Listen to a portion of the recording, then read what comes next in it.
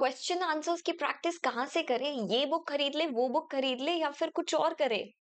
So, hi everyone, my name is CS Parshvi Parekh and today I will tell you a secret tool that will help you to achieve great success in CS exams. ये बहुत सारे लोगों को पता तो होता है लेकिन ये लोग इसका एडवांटेज नहीं ले पाते हैं and this is the first time that I'm making a video on it. How to solve past exam questions for maximum impact on your preparation. तो सबसे पहले तो आपको पास्ट एग्जाम क्वेश्चन सॉल्व क्यों करने चाहिए सो दैट आपको exam pattern समझ में आए, सो दैट इंपॉर्टेंट टॉपिक्स क्या पूछे जाते हैं वो आपको पता चले। साथ ही में जब आप प्रैक्टिस करते हैं तो टाइम मैनेजमेंट के ऊपर आप अच्छे से काम कर पाते हैं। इससे टाइम आपको कैसे मैनेज करना है ये चीज पे भी आप फोकस कर पाते हैं। Now the most important question, how to use these ICSI guideline answers। जैसे कि आफ्टर फिनिशिंग द टॉपिक, आपने कोई एक टॉपिक था वो पढ़ लिया, उसके बाद आप डायरेक्टली आईसीएसआई की गाइडलाइन आंसर्स खोलकर देख सकते हैं, उसके क्वेश्चंस देख सकते हैं।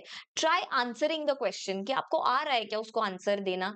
अच्छा, जब आप खोलकर देखते हैं तो आपने एक बार सोच लिया कि मतलब सिर्फ माइंड में सोचना है, इसको लिख कर नहीं भी देखेंगे तो भी चलेगा। सबसे पहले तो मैं आपको ये बता देती हूँ कि गाइडलाइन आंसर सर्च कैसे करना है। All you have to do is simply Google search ICSI guideline answers. जो भी ईयर का आपको चाहिए वो ईयर का आप सर्च कर सकते हैं। जैसे यहाँ पर मुझे जून 2024 के चाहिए और बाकी ईयर्स के भी चाहिए, तो मैंने ये दोनों भी लिंक्स को खोल दिया है। Let's say I want to have a look at the professional programme. चलो ठीक है, एग्जीक्यूटिव का ही सर्च कर लेते हैं। एग्जीक्यूटिव का सिलेबस 2022 का मुझे गाइडलाइन आंसर देखना है, उस पर मैंने क्लिक किया। अब यहाँ पर मैं कंट्रोल फाइंड करके कोई क्वेश्चन है डायरेक्टर से रिलेटेड, चलो डायरेक्टर्स भी नहीं, कॉर्पोरेट सोशल रिस्पॉन्सिबिलिटी से रिलेटेड। यहाँ पर मैंने सर्च कर लिया कॉर्पोरेट सोशल रिस्पॉन्सिबिलिटी, या डायरेक्टली हम लोग CSR भी सर्च कर सकते हैं और यहाँ हमें मिल गया। Now this is a question from company law. Draft a sample board resolution for the approval and adoption of a new CSR policy.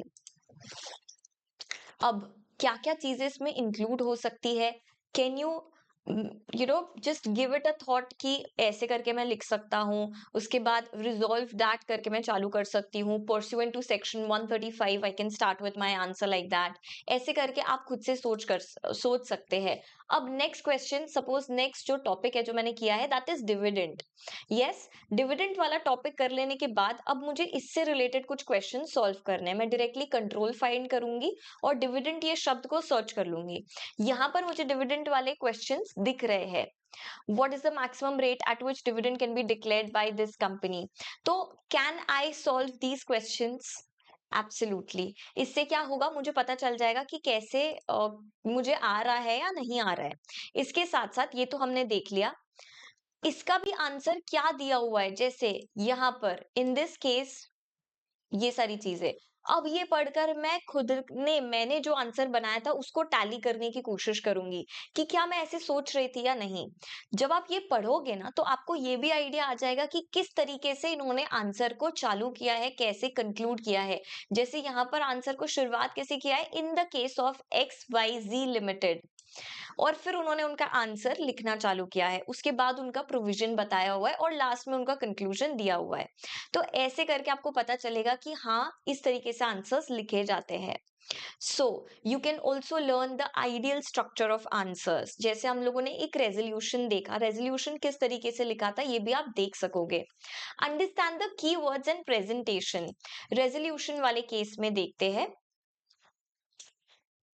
यहाँ पर आपको रेजोल्यूशन दिया हुआ है, resolved that pursuant to section 135, जैसा मैंने आपको बताया था, read with companies corporate social responsibility rules as amended from time to time। हाँ ये तो मैंने सही सोचा था।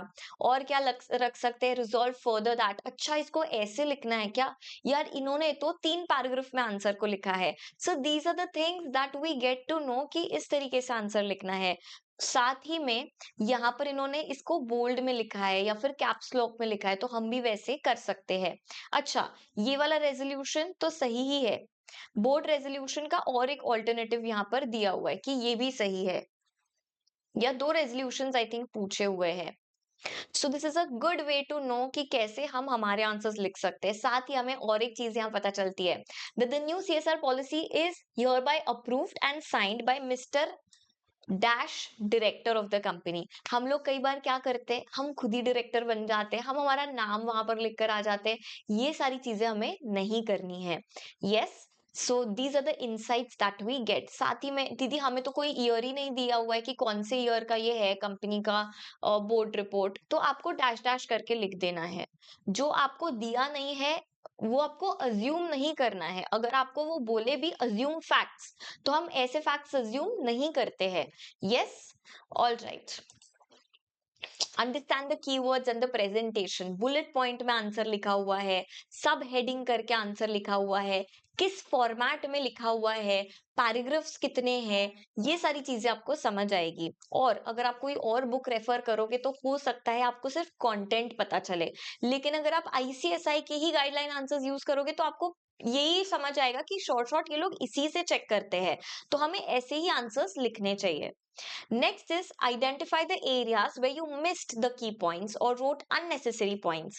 अगर आप आंसर्स लिख कर देखते हैं, सपोज आपका 80 to 90% सिलेबस हो चुका है और आप पूरा पेपर सॉल्व कर कर देख रहे हैं, तो इस केस में जब आप सॉल्व करके देखते हैं, प्लीज डू चेक इट कि कहाँ पर आपने इंपॉर्टेंट पॉइंट्स को मिस आउट किया है, या फिर बहुत अननेसेसरी चीजें तो नहीं लिख ली। ये हम लोग काफी ज्यादा करते हैं, अननेसेसरी पॉइंट्स हम लोगों को ऐसा लगता है यार ये भी तो कनेक्टेड है, हमें समझ ही नहीं आता कि कौन सा चीज इंपॉर्टेंट है जो हमारे आंसर का पार्ट होना चाहिए और कौन सा नहीं। तो दीदी इसका क्या सोल्यूशन है? Practice reading these things. तो जैसा मैंने आपको ये एक क्वेश्चन बताया, आपको ये पूरा गाइडलाइन आंसर जो जून का है वो करना चाहिए। साथ ही आपको यहाँ पर दिसंबर 2023 2022 के मिल जाएंगे। देखिए सिलेबस ऑलमोस्ट सेम ही होता है टैक्स को छोड़कर। यस, कुछ अमेंडमेंट्स जो रेलिवेंट है वो आपको ऑलरेडी पता है, लेकिन जितने ज्यादा क्वेश्चंस आप सॉल्व करोगे you will get a hint कि how these questions are asked. I also try to cover most of the guideline questions so that students जब लिखे उनका टेस्ट तो उनको ऐसा लगे कि हाँ ये ऐसे क्वेश्चंस पूछे जा सकते हैं। All right everybody, so I hope कि आपको काफी ज्यादा आइडिया आया होगा। अगर आपको चाहिए मैं और ऐसे वीडियोस लेकर आऊं या कोई और टॉपिक पे वीडियो लेकर आऊं, तो do please let me know in the comment section down below. Thank you so much for joining in. I hope that this video helped you. Bye bye, take care, outro, all the very best.